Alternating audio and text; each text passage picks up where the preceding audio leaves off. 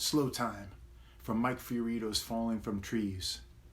He is crouching on the grass behind a bush, out of wind. Only a few feet away, he hears the growling of a tiger. He holds his breath until his lungs almost burst, cautiously letting the air seep out of his lungs. The tiger lingers, but then seems to stroll away. It doesn't matter what we call this being. He is half man, half beast. He speaks in a language of mixed grunts and gestures. His eye ridges are prominent. His teeth are crooked, like planks of wood jammed into the earth. He looks like people we know, people that we've seen.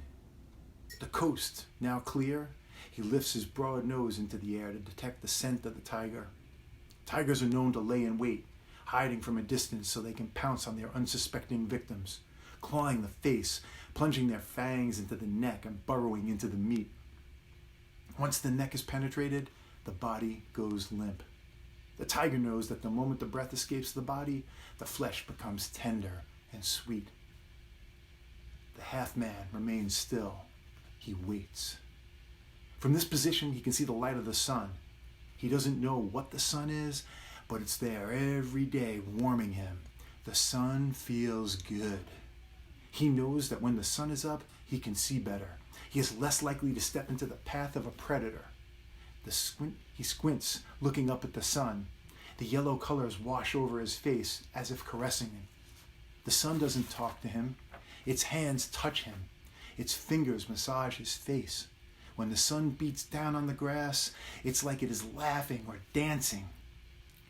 His thinking about the sun is like what we think about at night when we can't sleep. You mull over images and ideas in your mind until they run into each other.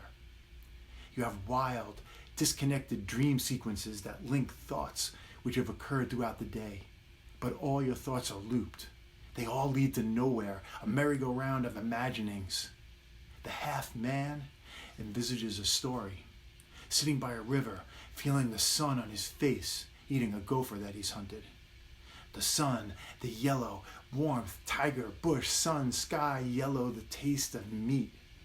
The yellow heat of the sun, the warmth, the sun's caress. His thoughts drift away after a few moments.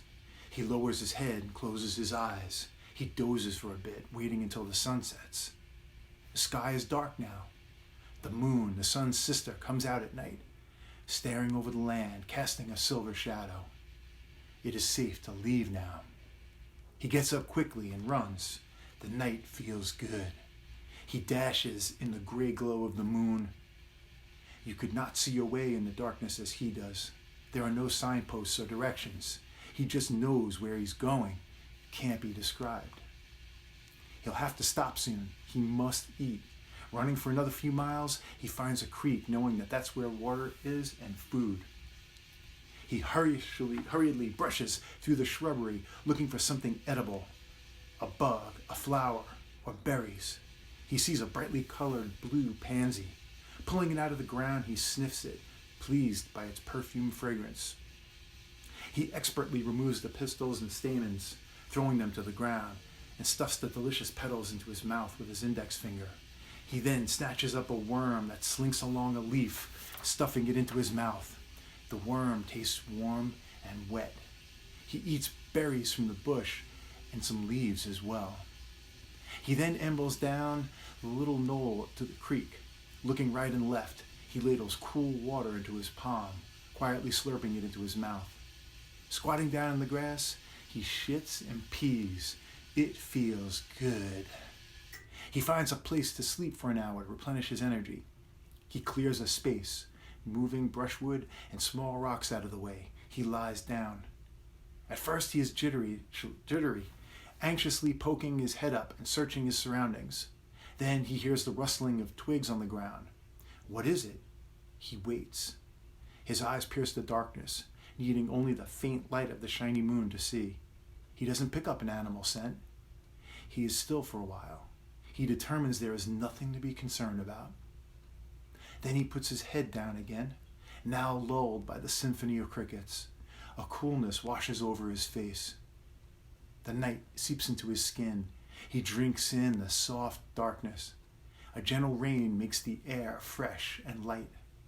He remembers early in the day how he bathed like a lustful fawn in the warmth of the fair sun.